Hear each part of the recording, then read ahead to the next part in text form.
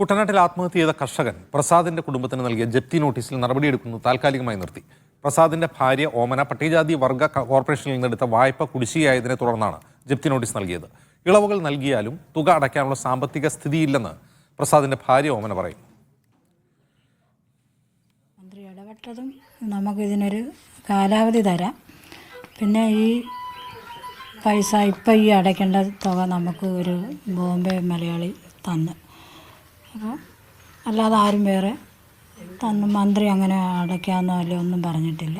നമുക്ക് ഈ ആധാരം എടുത്തു തരണം. നമ്മൾ ലോൺ കംപ്ലീറ്റ് അവർ അടയ്ക്കണം. 45,000 രൂപയുള്ള അവരുടെ സ്വന്തം റിസ്കിലാണേലും അതെടുത്ത് തരാം. അങ്ങനെ തന്നാൽ വലിയ ഉപകാരം. അല്ല എനിക്കിനിയിപ്പോൾ അത് പണിയെടുത്തെടുക്കാം. അല്ല വേറെ ഒരു വരുമാനവും ഇല്ല. നമുക്ക് കൃഷിയും ഞങ്ങൾ നിർത്തി.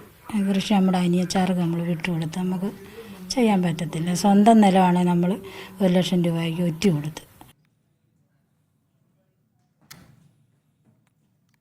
ഷൈജു വിവരങ്ങളുമായി ആലപ്പുഴയിൽ നിന്ന്. ഷൈജു, ആരുടെ ഇടപെടൽ വഴിയാണ് ഈ ജപ്തി നടപടികൾ താൽക്കാലികമായി നിർത്തിയത്?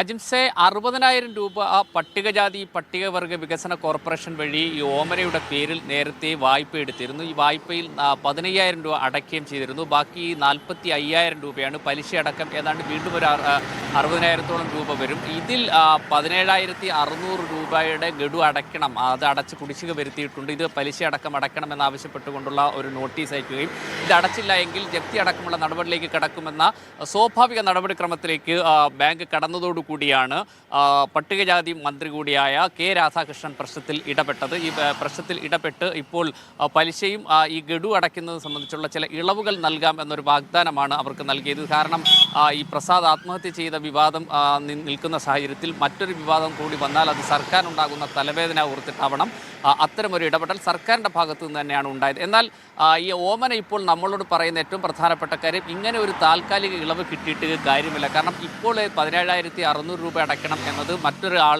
തങ്ങളെ ഈ വാർത്തകളിലൂടെ വന്ന കാരണത്താൽ സഹായിച്ചിട്ടുണ്ട്.